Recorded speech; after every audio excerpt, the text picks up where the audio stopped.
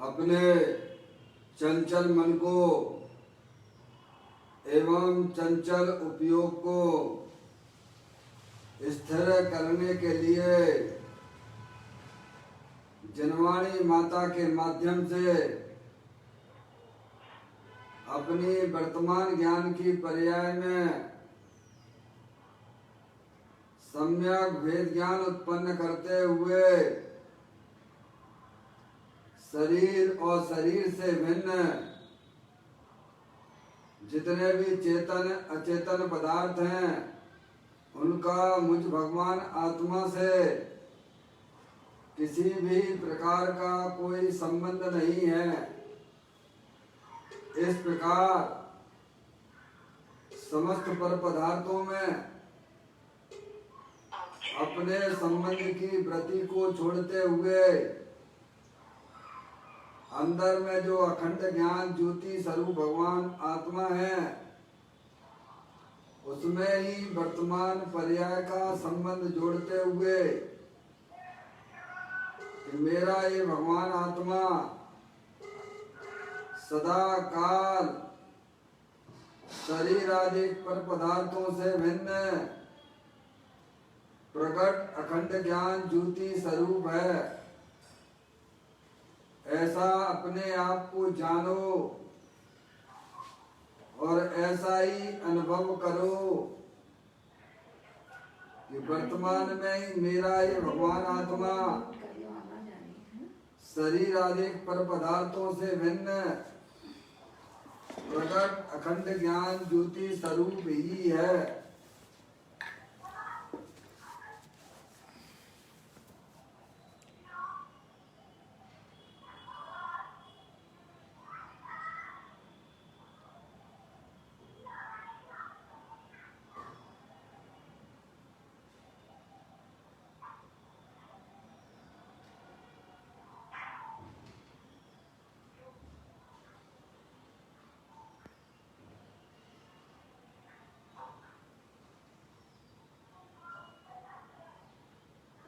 इसी प्रकार से संसार अवस्था में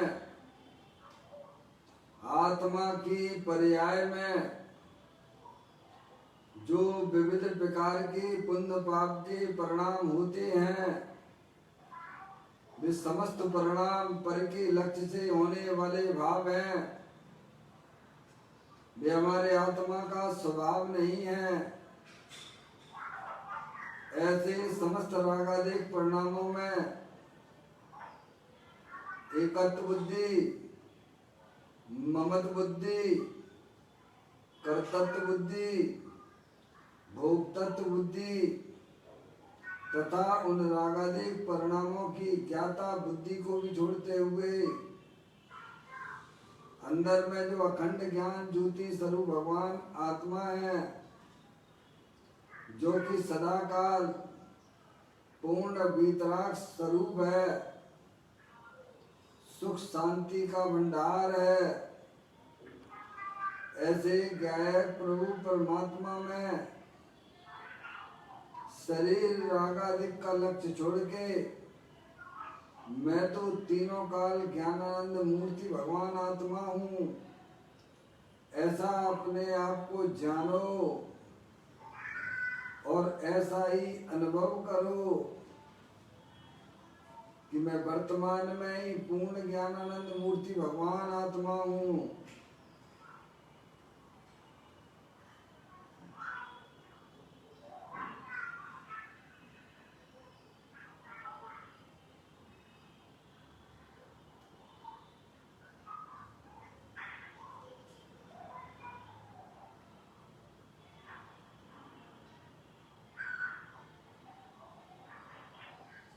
इसी प्रकार से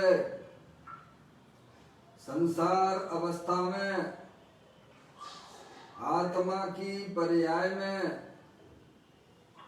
जो पर के लक्ष्य से होने वाला ज्ञान है वह परलक्षी ज्ञान भी हमारे आत्मा का स्वभाव नहीं है, वह तो इंद्रिय जनित ज्ञान है। ऐसे समस्त परलक्षी ज्ञान में भी भेद ज्ञान उत्पन्न करते हुए कि मेरा ये भगवान आत्मा शरीर रागादिक पंडितियां और खंड खंड ज्ञान की पर्याय से भी भिन्न एकमात्र अखंड ज्ञान ज्योति स्वरूप है, ऐसा अपने आप को जानो और ऐसा ही अनुभव करो कि वर्तमान में ही मेरा ये भगवान आत्मा पूर्ण ज्ञानानंद स्वरूपी है।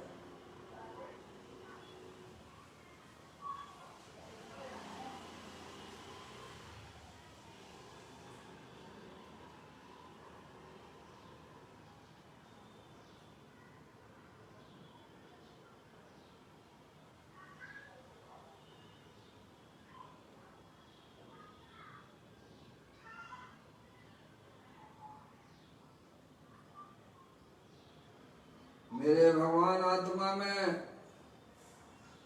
शरीर आदि पर पदार्थों का प्रवेश नहीं होता है। मेरे भगवान आत्मा में रागादिक पंडितियों का भी प्रवेश नहीं होता है। मेरे भगवान आत्मा में परलक्षी ज्ञान की पर्याय का भी प्रवेश नहीं होता है, क्योंकि मेरा ये भगवान आत्मा सदा काल शुद्ध वितराग विज्ञान घन स्वरूप है।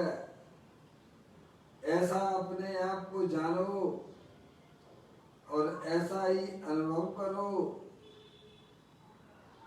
कि मैं वर्तमान में ही शरीर रागादिक और परलक्षी ज्ञान की पर्याय से भी भिन्न शुद्ध वितराग विज्ञान घन स्वरूप हूँ।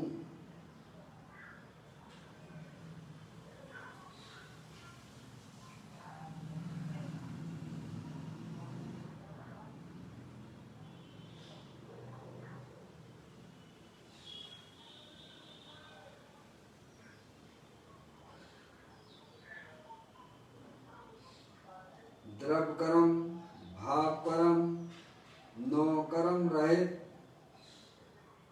शुद्धात्म स्वरूपो हम।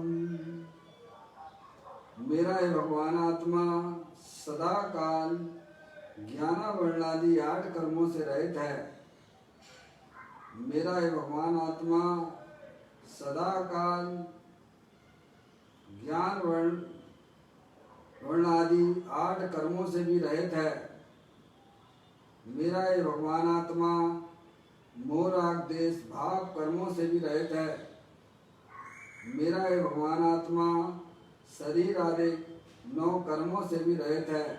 इस प्रकार द्रव्य कर्म भाव कर्म 9 कर्म रहे मैं तो एकमात्र परम पवित्र शुद्धात्मा हूँ।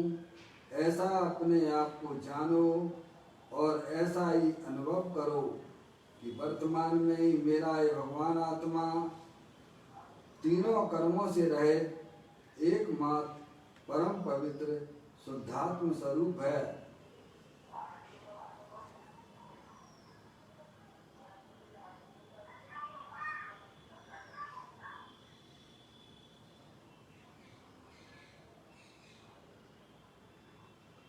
ओम नमः सिद्धेव्या।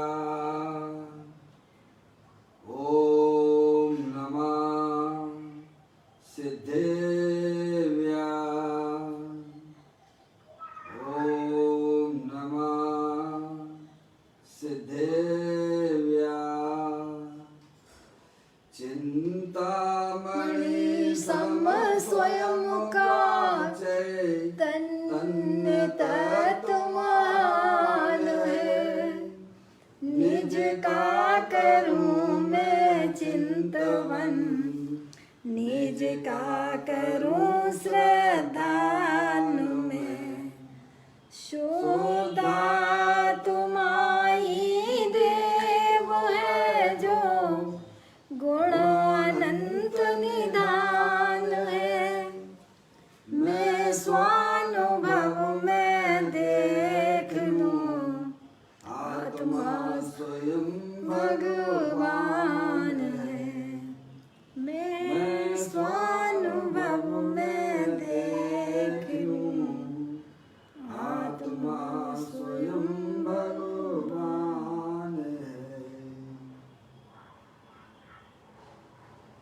द्रव दृष्टि विनेश्वर और पर्याय दृष्टि विनेश्वर की चर्चा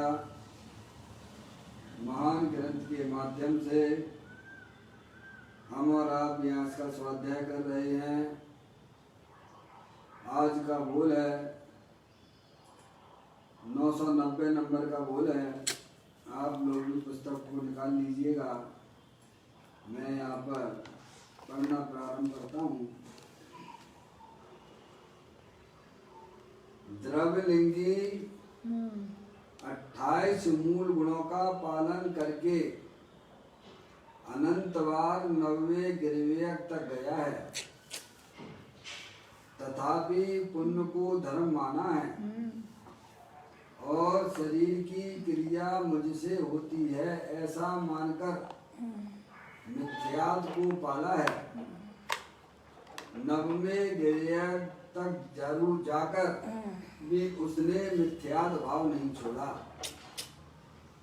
जब तक अज्ञानी जीव शुद्ध ज्ञायक आत्मा की दृष्टि नहीं करेगा और पर पदार्थ में इष्ट अनिष्ट के भेद करेगा, तब तक उसके 84 के अवतार चलते रहेंगे। और जब मैं चैतन्य मूर्ति हूँ, शुद्ध हूँ, राग का एक कण भी मेरे स्वरूप में नहीं है, ऐसी स्वभाव दृष्टि करेगा, तब राग द्वेष रुक जाएंगे और टल जाएगा इसका संसार चक्र। देखिएगा, बड़ा सुंदर बोल है। हमें इसको समझना चाहिए कि मेरा आत्मा अनादि काल से इस संसार में ही 4,84 लाख योनियों में जन्म मरण कर रहा है और धर्म के नाम पर इसने ऐसा नहीं हुआ, इसने अपने आत्म कल्याण की भावना नहीं भाई है। अनंत बार भाग चुका है, तभी तो ग्रंथों में यह बात लिखी हुई है, मुनि व्रत धार अनंत बार गिरेवक उपजायो, निज आत्म ज्ञान बिना सुख लेस न पायो। हमारे आत्मा ने कई बार आत्मा की भावना भाते हुए, आत्म कल्याण की भावना भाते हुए 28 मूल गुण का पालन जैसा शास्त्र में दिया गया है, वैसा इसने निरतिचार रूप से अतिचार रहित दोष रहित पाले भी हैं। उसकी बात करते हैं, यानी अपनी बात करते हैं, दूसरे की बात नहीं, अपनी बात करते हैं। तो कहते हैं द्रवलिंगी 28 मूल गुणों का पालन करके अनंत बार 90वें गिरवेग तक गया है, परंतु पुण्य को धर्म माना। क्या किया भाई साहब? पुण्य को ही धर्म मान लिया।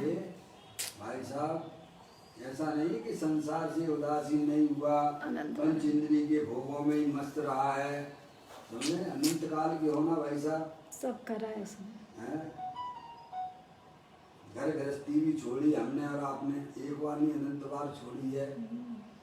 और खूब भगवान की पूजा करी, भक्ति करी, यही नहीं अनुव्रत भी किए, महाव्रत भी किए, और ऐसे महाव्रत करे जैसे कि आगम में लिखे हुए वैसे भी किए।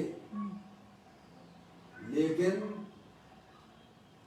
जो शास्त्र का सार था वह तो इसने ग्रहण किया ही नहीं। क्या? जो द्वादशांग का सार शुद्धात्मा है, मैंने उसका ग्रहण इसने किया नहीं। धर्म के नाम पर 0 0 0 0 लगाता रहा, पर एक नहीं लिखा। क्या? धर्म द्वादशांग का सार क्या है कि अपनी शुद्धात्म वस्तु को समझ के उसमें रमण करना, वो काम नहीं किया और बस ऐसे ही भ्रमण हो रहा है। धर्म के नाम पर ऐसे ही ठगाया जा गया है। ऐसा नहीं कि इसने ग्रंथ नहीं पढ़े हों, सब कुछ पढ़ा है, शास्त्र भी पढ़े, तब तो मुनि हुआ है। समझ गए आप? लेकिन पुण्य से धर्म होगा ऐसा इसने माना। क्या? पुण्य करते करते एक दिन हमारी लाट भी खुल जाएगी और हमारा आत्मा का कल्याण हो जाएगा। ऐसी इसकी मान्यता बनी रही। दिगंबर मुनि धर्म अंगीकार करने के बाद भी या पुण्य करते करते करते करते हमारा कल्याण हो जाएगा, ऐसी इसकी अंदर में मान्यता बनी रही। समझ में आया भैया? शरीर की क्रिया करने वाला भी मैं, राग की क्रिया करने वाला भी मैं, लेकिन कभी इसने यह विचार ना किया कि शरीर और रागादिक तो परद्रव्य हैं, मैं उनकी क्रिया कर सकता नहीं हूँ, मैं तो जानने देखने वाली चैतन्य वस्तु हूँ। ऐसे अपने आत्मा की इसने स्वीकृति ना की। समझ में आया भैया? अनादि काल से हमारे क्या भूल रही, उसका इसने कभी पता भी नहीं पता लगाया। समझ में नहीं आया भाई साहब? बच्चा फेल हो जाता है तो अपनी कमजोरी ढूंढता है कि मैं फेल क्यों हो गया, मैंने पढ़ाई तो सब कुछ की थी, फिर मैं फेल क्यों हो गया। समझ में आया? इस मनुष्य पर्याय में अभी अपन आए हुए हैं, रोजीना जनवाणी को भी सुनते हैं, कभी अंदर में ऐसा विकल्प आता है कि इतनी उत्कृष्ट से उत्कृष्ट क्रिया हमने अनंत बार की है, क्या भाई साहब, फिर भी मेरा आत्मा का कल्याण क्यों नहीं हुआ, ये कभी इसने अंदर में जिज्ञासा रुचि भी नहीं करेंगे। समझना है? इसीलिए ज्ञानी अपन को समझाने का प्रयत्न कर रहे हैं। तुम तो छोटी मोटी क्रियाओं को भाई साहब समझते हो कि मेरा कल्याण हो जाएगा। अरे ये तो छोड़ो, दिगंबर मुनि हुआ, नृत्याचार उन व्रतों का पालन भी किया, दोष भी नहीं लगने दिए, तब तो यह जीव 9वें गिरवेक जाता है। 9वें गिरवेक जाने वाला क्रियाओं में दोष लगाता है, वह नहीं जाता है। समझ गए आप? निर्दोष जिसने पाले हो, बार में निर्गंत दिगंबर दशा हो, समझ आप? ऐसा मिथ्या दृष्टि जीव भी 9वें गिरवेक तक जा सकता है, और हम और आप अनंत बार गए हैं। समझ आप? तो यही यहाँ बताने का प्रयत्न किया जा रहा है। द्रवलिंगी 28 मूल गुणों का पालन करके, है भाई साहब, आज वर्तमान में तो वो चीजें भी आपको देखने को नहीं मिल रही हैं। इससे सुंदर सुंदर हैं आपने क्रियाएं की हैं। द्रवलिंगी 28 मूल गुणों का पालन करके अनंत बार 9वें गिरवेक तक गया। आप बोलते हो उन पाठ में आता कि नहीं आता है? मुनि व्रत धारे अनंत बार, 9वें गिरवेक की हद पाई अनंत बिरिया, पाई अनंत बिरिया कितनी बार? पर सम्यक ज्ञान न ये लागे। किसकी बात है? ये अपने आत्मा की बात है, किसी दूसरे की बात ना समझना। मेरा आत्मा अनंत बार द्रवलिंग धारण करके नृत्याचार क्रियाओं को कर कर भी 9वें गिरवेक गया। 9वें गिरवेक 9 की हद पाई अनंत बिरिया कितनी बार? अनंत बार। समझना? तो क्या भूलने रह गई प्रभु?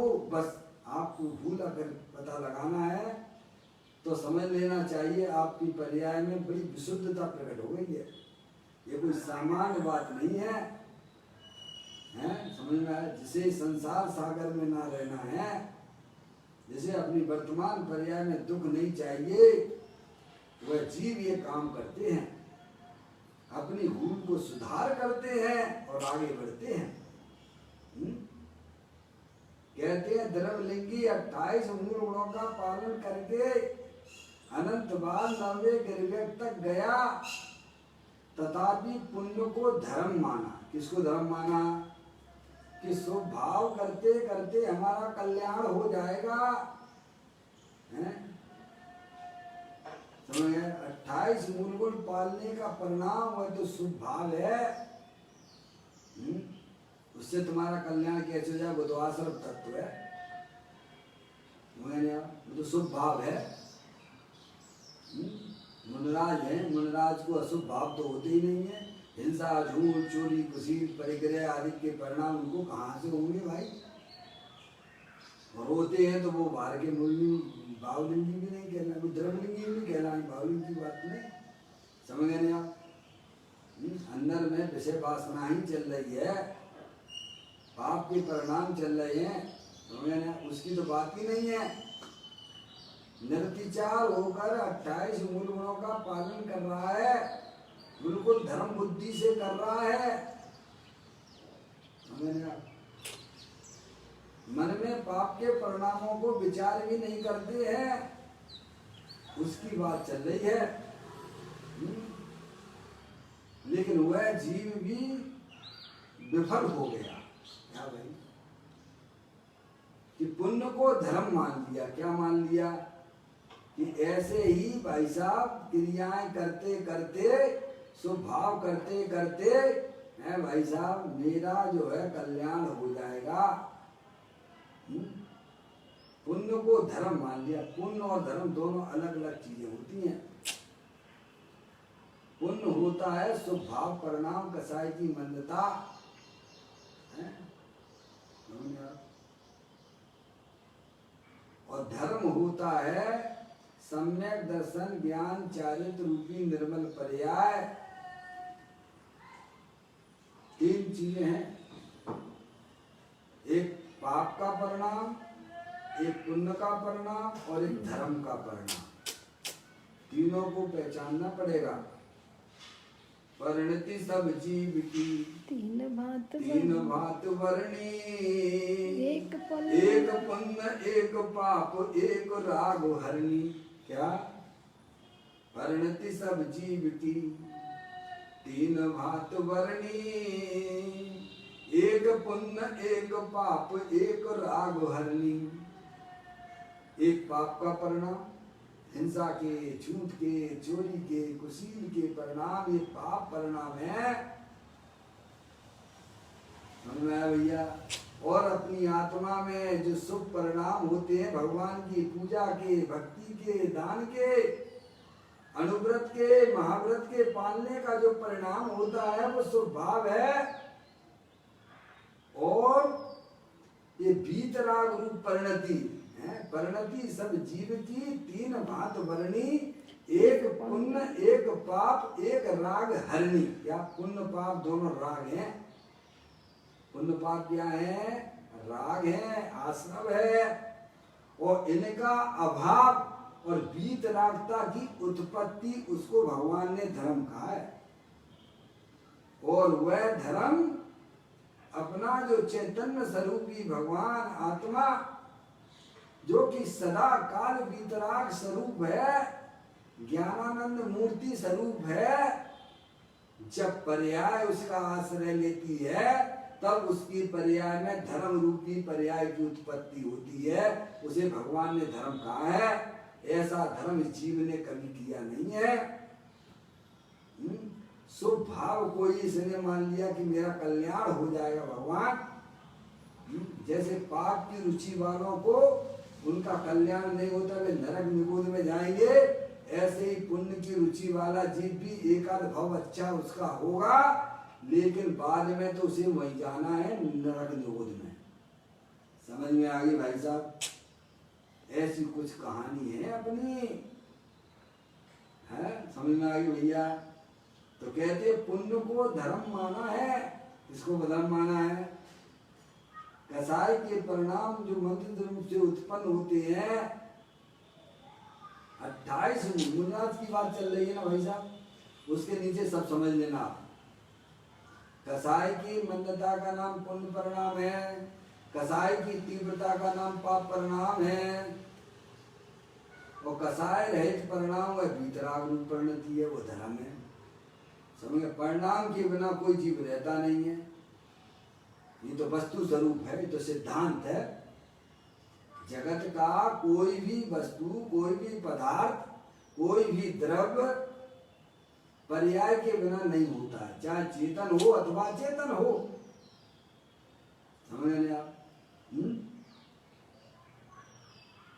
पर्याय के बिना नहीं होता है। अभी आप अपने परिणामों को देख सकते हो, अगर देखना चाहो तो,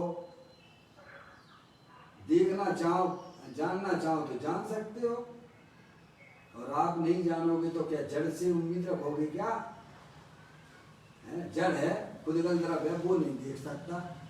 धर्म द्रव्य है, अधर्म द्रव्य है, आकाश द्रव्य है, काल द्रव्य है, वे अपने परिणामों को नहीं जान सकते, पड़े ही रहते हैं, खड़े ही रहते हैं।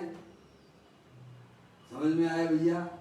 लेकिन चेतने सब भगवान आत्मा, अगर वह अपने परिणामों को जानना चाहे तो जान सकता है कि आपके परिणामों में क्या चल रहा है, आपके भावों में क्या चल रहा है। बोलो, जान सकते हो कि नहीं जान सकते हो? इसके लिए भगवान से पूछना पड़ेगा क्या कि साहब हमारे परिणामों में क्या चल रहा है? भगवान ने तो लक्षण बता दिया, हिंसा के, झूठ के, चोरी के, कुशील के, परिग्रह के परिणाम, अभक्ष खाने का परिणाम,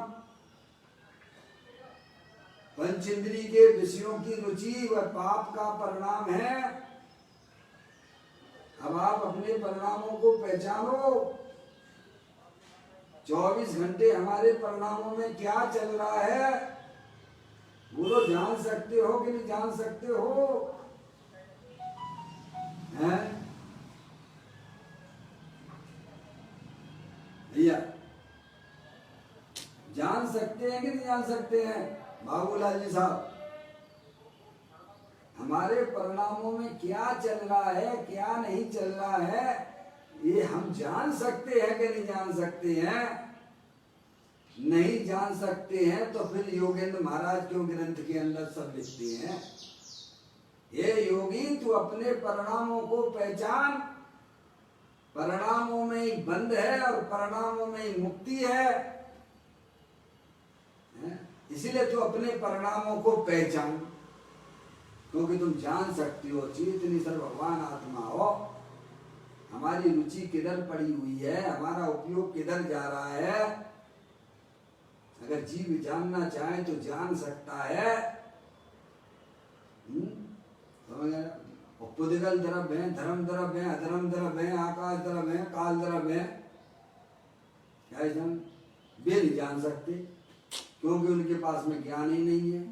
जो जानेंगे कैसे? जानने के लिए तो ज्ञान चाहिए ना। तो आत्मा तो ज्ञान स्वरूप भगवान आत्मा है, अगर वह जानना चाहे तो जान सकती है कि अपने परिणाम हमारे कैसे चल रहे हैं। भाई साहब किधर भाग रहे हैं, पंचेंद्रिय के विषयों की तरफ जा रहे हैं, हिंसा के, झूठ के, चोरी के, कुशील के, परिग्रह के, अभक्ष खाने का परिणाम, रात में भोजन करने का परिणाम है। ये कौन सा परिणाम है? ये किसी भगवान से पूछना है, भगवान ने ही तो बोला है ना। ये पाप रूप परिणाम है, संकलेश रूप परिणाम है, इसके फल में जीव निगोद जाएगा, ढोर बनेगा नरक में जाके, ढोर बनेगा तिर्यंच गति में जाके। जिन्हें अपना भविष्य अच्छा बनाना है, उन्हें अपने परिणामों को सुधार करना चाहिए। क्या भाई साहब, आप स्वयं अपने भविष्य के निर्माता हो, आप अपने भविष्य के निर्माता स्वयं हो। आप जैसे अपने परिणाम रखोगे वैसा आपका भविष्य का निर्माण होगा। अगर आपके परिणामों में पाप के परिणाम चल रहे हैं तो नियम से यह जीव धूर बनेगा तिर्यंच गति में जाके। अगर इसके परिणाम में प्रभु के प्रति भक्ति का, पूजा का, दया का, दान का, अनुव्रत का, महाव्रत का परिणाम होता है, नियम से उसका शुभ परिणाम है, देवगति में जाएगा जी। किसी भगवान से नहीं पूछना, भगवान का ही संदेशा है ये। समझ में आया? और जो अपनी आत्मा को जानते हैं, पर्याय में वीतराग दशा की उत्पत्ति करते हैं, वे नियम से मोक्ष जाने वाले हैं। समझ में आया भैया? अब 3 तरह के परिणाम हो गए भाई साहब। एक पाप रूप परिणाम है, एक पुण्य रूप परिणाम है, एक धर्म रूप परिणाम है। धर्म रूप परिणाम वीतराग रूप स्वरूप है, पुण्य पाप रूप परिणाम राग रूप परिणाम है। वे दोनों बैरमुखी हैं। धर्म रूप परिणाम अंतर्मुखी से होता है। तो किससे पूछना है भगवान? आप स्वयं कर्ता धर्ता हो, जहां अपनी आत्मा को ले जाना चाहते हो वहां ले जा सकते हो। फैसिलिटी है आपके पास में। संसार को भी हमने अज्ञानता से बनाया है और ज्ञान होने पर खलास हो जाता है। जिम्मेदारी लेना पड़ेगी अपनी। समझ में आया भैया? मनुष्य पर्याय मिली है तो भगवान कहते हैं कि पुरुषार्थ से ही मोक्ष की प्राप्ति होती है। जब मोक्ष की प्राप्ति पुरुषार्थ से होती है तो सम्यक दर्शन की प्राप्ति कैसे होगी? पुरुषार्थ से होगी। है भाई साहब? अपनी आत्मा को जानने का पुरुषार्थ कीजिए बस। समझ में आया भैया? ऐसे नहीं चलेगा खाते पीते खाए तो हमारा मोक्ष हो जाएगा। विचार चलता जाएगा। यहाँ तो कहते हैं मुनराज जी द्रवलिंगी 28 मूल का पालन करके अनंत बार 90 गिरवेग तक गया तथा पुण्य को धर्म मान लिया। क्या मान लिया? कि ऐसे ही करते करते भाई साहब मैं जो है मेरा कल्याण हो जाएगा। एक आध भाव अच्छा मिल गया, 9वें गिरवेग चला गया, देव गति में चला गया, मनुष्य हो गया पुण्य परिणाम से। और फिर है भाई साहब फिर उसी में बह जाता है। समझ गए? आप अनादि अनंत रहने वाले चेतनी सब भगवान आत्मा हो। तो कहते हैं पुण्य को धर्म मान लिया, यानी शुभ भाव जो कि आश्रम तत्व था, इससे मेरा कल्याण हो जाएगा। प्रभु तेरे ही भरोसे पारसनाथ सागर में नैया डाले दई। तेरी तो डूबेगी, जरूर डूबेगी। दूसरा क्या? जिसने भगवान के भरोसे अपनी सारा छोड़ दिया है उसकी नैया गारंटी से डूबेगी। समझ में आया? भगवान ने ये बिल्कुल नहीं कहा है कि तुम मेरे भरोसे बैठे रहो। अरे कोई पिता अपने बच्चों को स्वाधीनता की शिक्षा देगा कि पराधीनता की शिक्षा देगा? आप अपने बच्चों को पराधीनता की शिक्षा देते हो कि स्वाधीनता की शिक्षा देते हो? ऐसे ही जो भगवान अरिहंत परमात्मा का भक्त होता है, क्या भैया भगवान कहते हैं तो अपने शुद्धात्म स्वरूप को जानो, जिसका आश्रय मैं लिए हुए हूँ, जिसका आश्रय हमारे साधु परमेष्ठी लिए हुए हैं, उसके आश्रय से जीव ये संसार सागर से पार होता है। वर्तमान पर्याय में सुखरूप परिणमन करता है। भगवान और पंच परमेष्ठी का यही आदेश है। समझ में आ गई भैया? पुण्य को धर्म माना। क्या मान लिया भाई साहब? पुण्य भाव को धर्म माना। भगवान भरोसे छोड़ दी गाड़ी, खत्म। कहते ना छुट्टी हो बस। खूब जो भी तुम्हें खाना पीना है, नहीं खाना पीना है तो भाई साहब ऐसे करते करते धर्म हो जाएगा। पुण्य भाव में धर्म मानना जनमत में मिथ्यात्व का है। पराश्रित परिणाम है ना। अरे पुण्य भाव पराश्रित परिणाम है। पराधीन सपने सुख नाही, स्वाधीनता सुख है। स्वाधीनता तो अपने गायक प्रभु परमात्मा के आश्रय से ही प्रकट होती है। उसी को भगवान ने धर्म कहा है। तो कहते पुण्य को धर्म माना। क्या बोलोगे? पुण्य को पुण्य न मान के धर्म मान लिया। अब धर्म का उसी में पकड़ बनी हुई है। ऐसे ही बस कर शरीर की क्रिया करते रहो है भाई साहब, और अंदर में दुखी होते रहो, कसायों को अंदर पोसते रहो। अरे भगवान उनसे तो भेद ज्ञान करना है। शरीर क्षणभंगुर तत्व है, कसाय के परिणाम आने जाने वाले हैं, वे हमारी आत्मा के अंदर घुसते नहीं है। ऐसा सम्यक वेद ज्ञान करना था भगवान। कहते हैं कि शरीर की क्रिया मुझसे होती है। क्या माना भैया?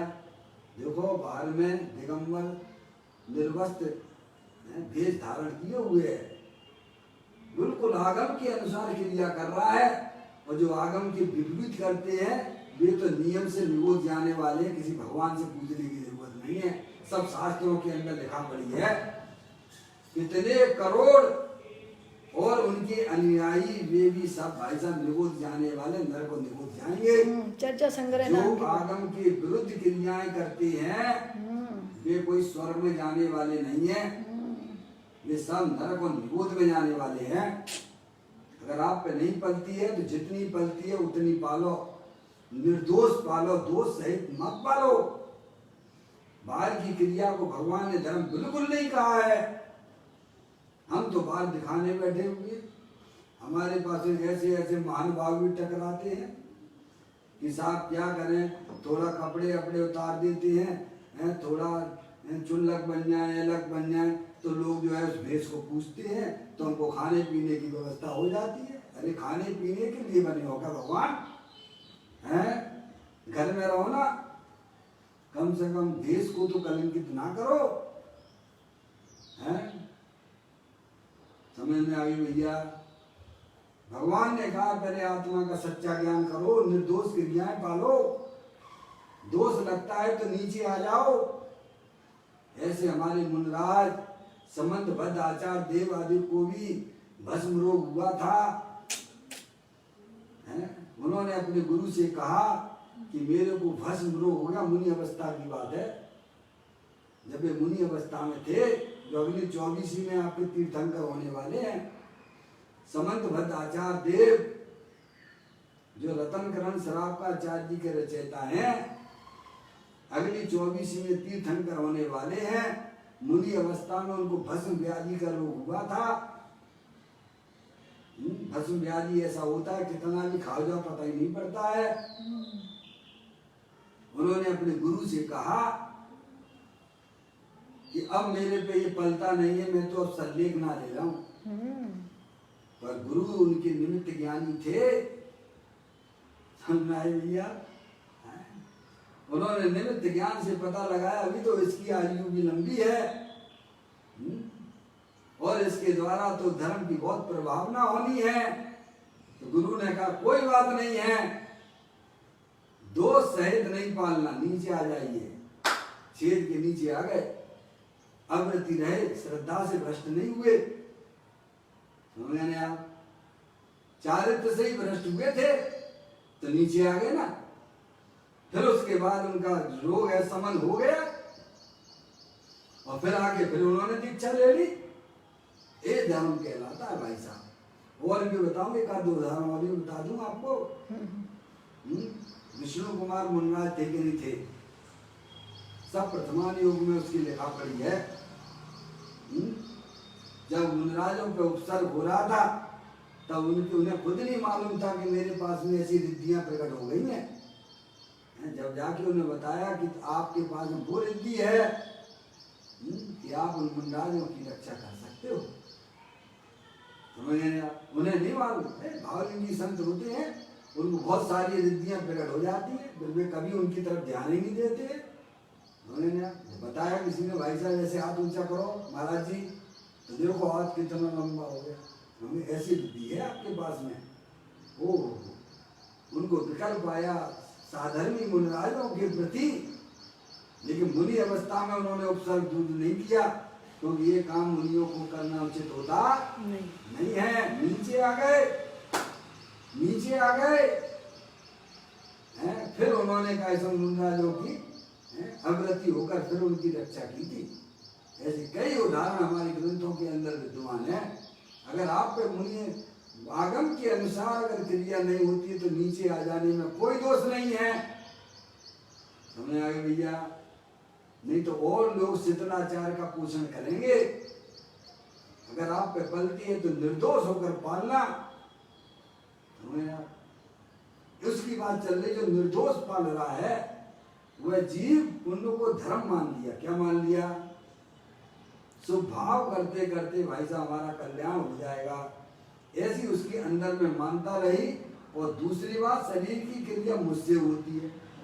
दो गलतियां उसकी देखी गई हैं कि शरीर की क्रिया, शरीर को मैं हिला सकता हूँ, डुला सकता हूँ, मैं बोल सकता हूँ, मैं समझा सकता हूँ, उसमें एकत्व बुद्धि। क्या यह मैं कर सकता हूँ? भगवान ने कहा तुम तो कर ही नहीं सकते हो, तुम तो आत्मा हो, अरूपी हो, जानने देखने वाले पदार्थ हो।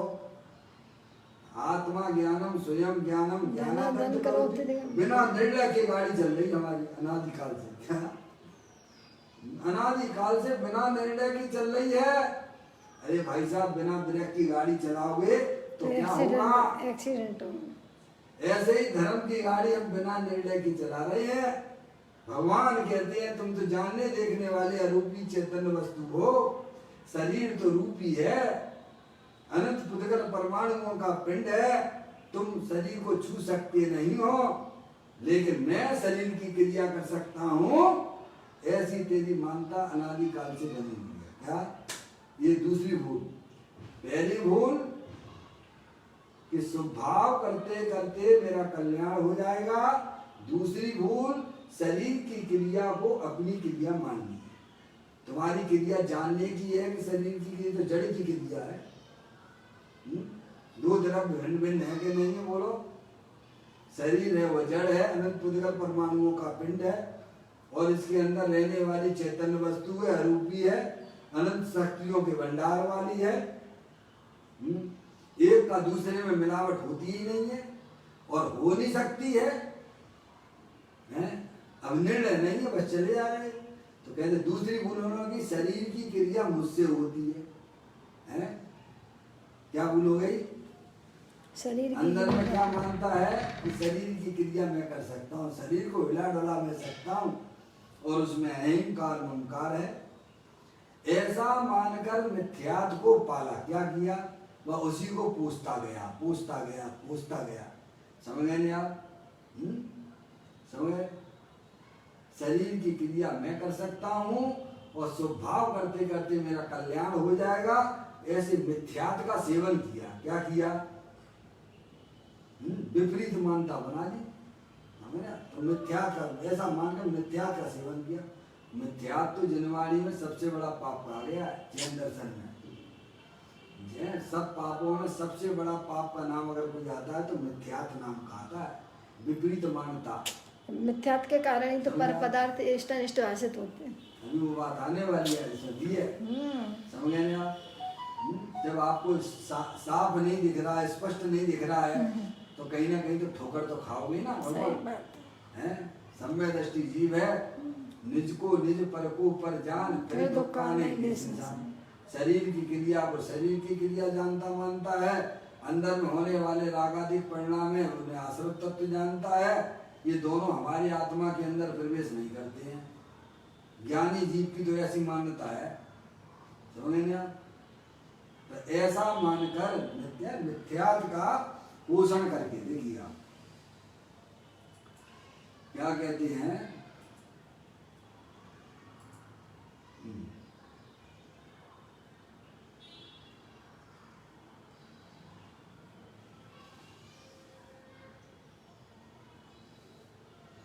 पुस्तक देना थोड़ा जुम्बू चला गया मैंने आई।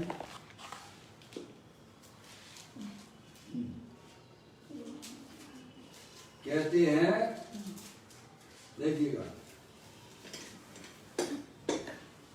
990 नंबर है।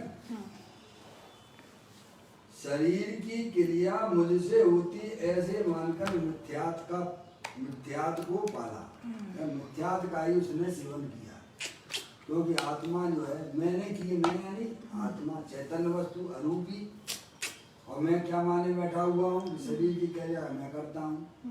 तो विपरीत मानता हो गई है, मानता तेरी झूठी है, वो इसी को कहते हैं मिथ्यात्व का पाप, सबसे बड़ा पाप। समझ में आई? और फिर कहते हैं 9वें गिरवेक तक जाकर भी उसने मिथ्यात्व भाव नहीं छोड़ा। क्या? अब जैसे आपने अपनी आत्मा में जो संस्कार बनाए होंगे, समझ गए नहीं आप, उसी के अनुसार इसकी प्रवृत्ति हो जाती है। जैसे संस्कार डाले होंगे ना तो भी वैसे ही साथ में जाएंगे।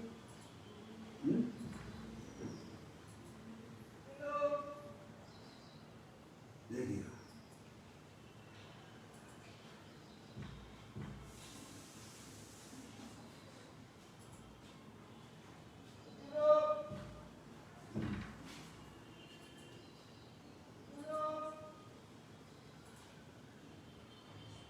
चलिए, जून में थोड़ी प्रॉब्लम आ गई थी, अब सही हो गई है, कोई बात नहीं।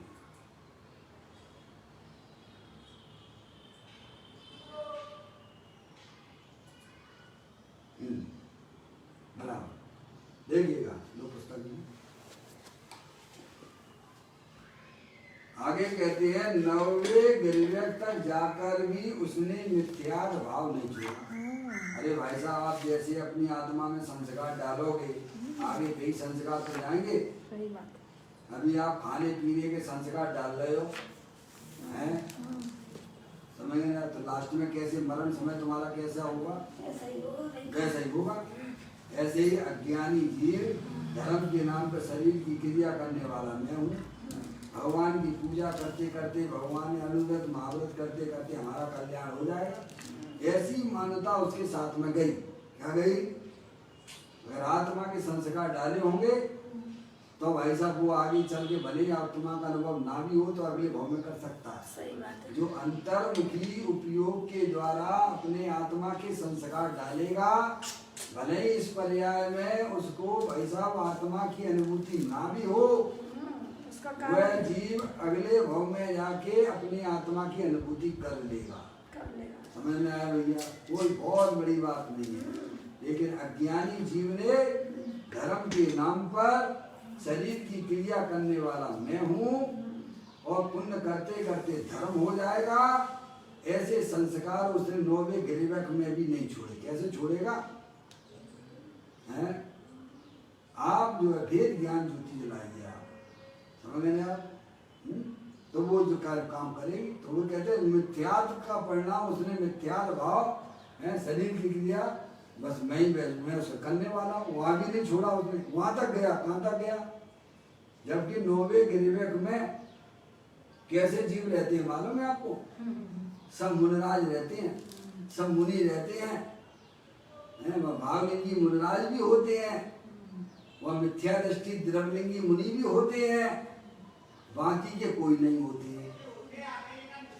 ऐसा वहां 9वें गिरवेट का स्वरूप होता है, वहां भी उसने नहीं चेत पाया। समझ गए नहीं आप? बताइए आप। क्यों? उसने संस्कार ही नहीं डाले ना वो तरीके के। सोचिएगा, वहां भी उसने मिथ्या भाव को नहीं छोड़ा। अरे देख के भी नहीं सीख पाया, क्या सीखेगा? नकल के लिए भी अकल चाहिए। तो कहते 9वें गिरवेट तक जाकर भी उसने मिथ्या भाव नहीं छोड़ा।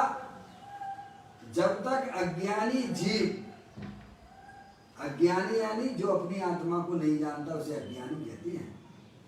जब तक अज्ञानी जीव शुद्ध ज्ञायक आत्मा की दृष्टि नहीं करेगा और पर पदार्थों में इष्ट अनिष्ट के भेद करेगा, अनिष्ट के भेद करेगा, तब तक उसके 84 के अवतार चलते रहेंगे। कब तक चलते रहेंगे? क्या? जब तक आत्मज्ञान, जब तक ये अज्ञानी जीव शुद्ध ज्ञायक आत्मा की दृष्टि नहीं करेगा। अनंत परमात्मा ने हमें यह बताया है कि इस शरीर के अंदर शुद्ध चेतना रूप से वस्तु ज्ञायक रूप से विद्यमान है, अविनाशी है, शाश्वत है, ना इसका जन्म होता है ना इसका मरण होता है। बहुत पावरफुल है। समझ गए आप? इतनी अनंत अनंत शक्तियों का पिंड है भगवान आत्मा, अरूपी है।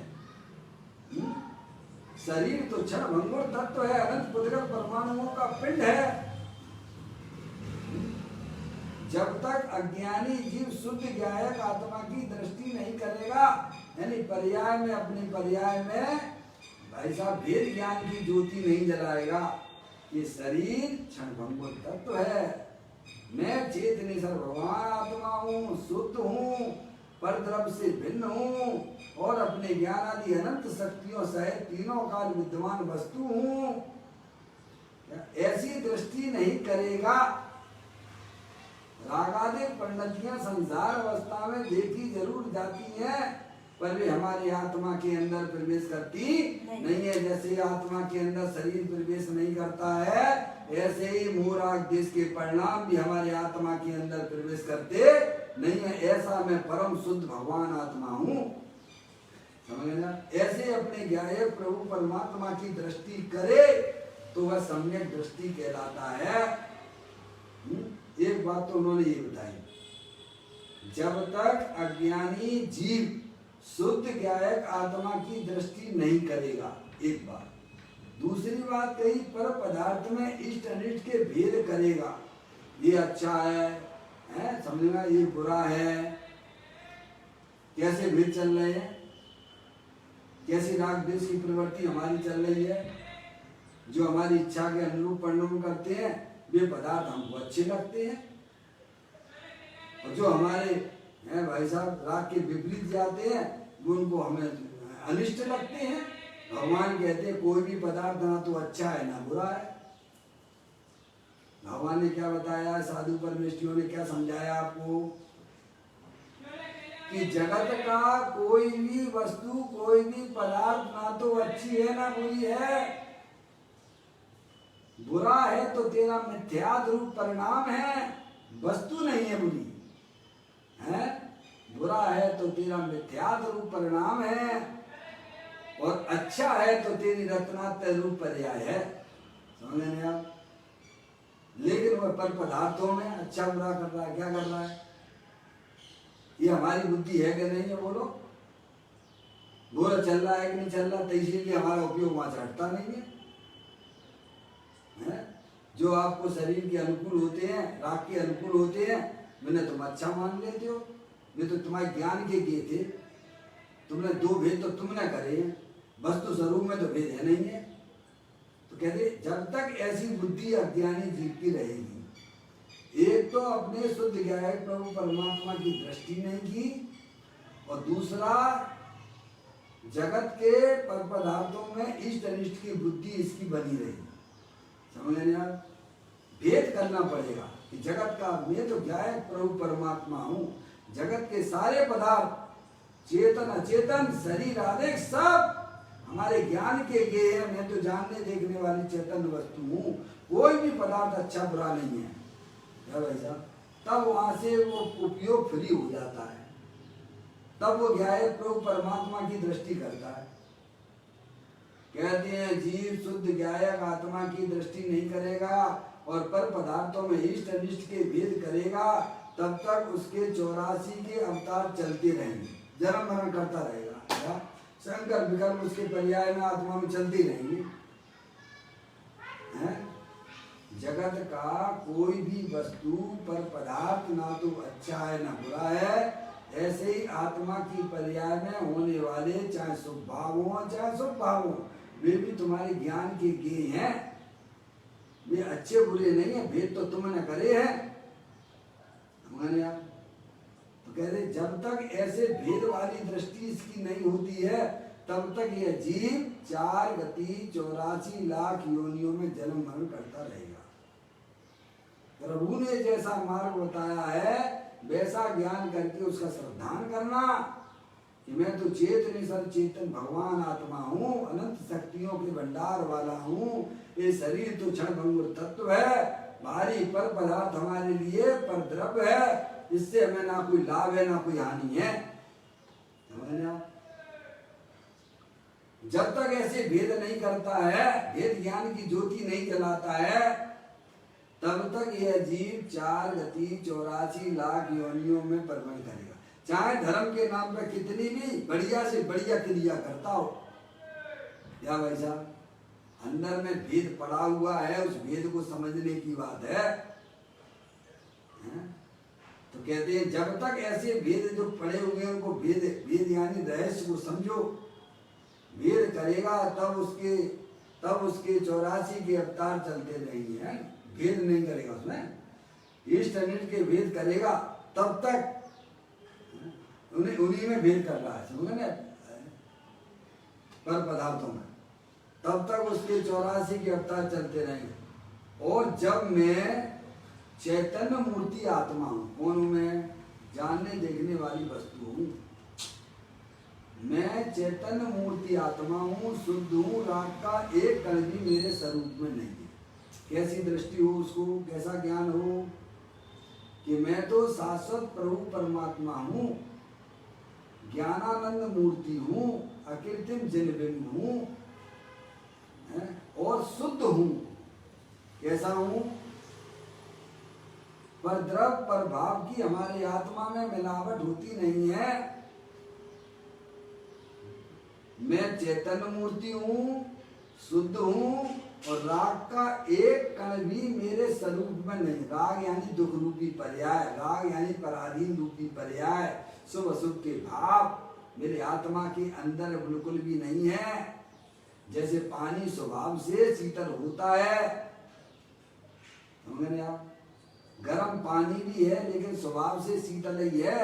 उसने अपनी शीतलता को उस समय छोड़ा भी नहीं है, लेकिन गर्म ने भी उसके स्वरूप के अंदर प्रवेश किया नहीं है। ऐसे ही हमें ऐसा सच्चा ज्ञान होना चाहिए कि शरीर जो है क्षणभंगुर तत्व है, आत्मा में रागादिक परिणति होते हुए पर्याय तक ही सीमित है, क्योंकि हमारे द्रव्य स्वभाव के अंदर प्रवेश नहीं करते। दुख की पर्याय मात्र एक समय की पर्याय में है। मेरा भगवान आत्मा तो शुद्ध निरंजन है, सुख स्वरूप है, आनंद की खान है। मेरे आत्म स्वरूप के अंदर दुख का कोई काम नहीं है। ऐसी दृष्टि हुए बिना जीव मोक्ष मार्ग में प्रवेश नहीं करता है। मैं चैतन्य मूर्ति हूँ, शुद्ध हूँ, राग का एक कण भी मेरे स्वरूप में नहीं है। ऐसी स्वभाव दृष्टि करेगा तब राग देश रुक जाएंगे। क्या हो जाएंगे? बस राग देश रुक गए, भाई साहब, भाव मरण टल गया और जीव यह मोक्ष मार्ग में आगे बढ़ गया। समझे ना? संसार का कारण क्या है? भाव मरण। ये भाव कर्म सदियों से करता आया है। ये मोह राग जिसकी उत्पत्ति जब तक हमारी आत्मा की पर्याय में चलती रहेगी तब तक संसार चक्र चालू रहेगा।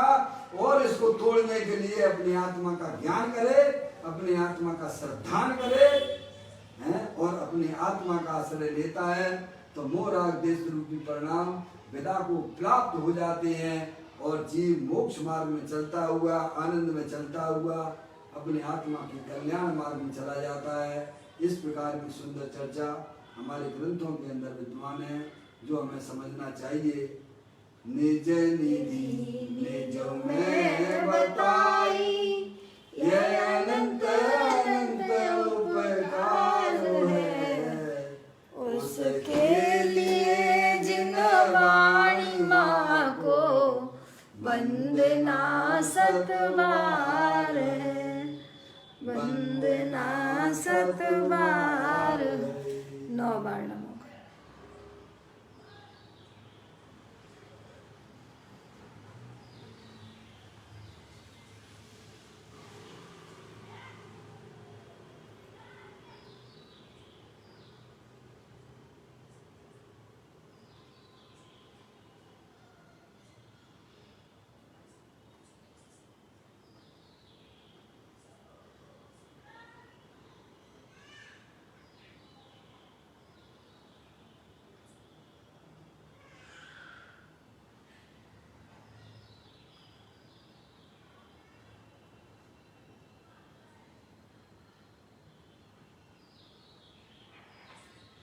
बोलो द्वादशांग जलवाणी माता की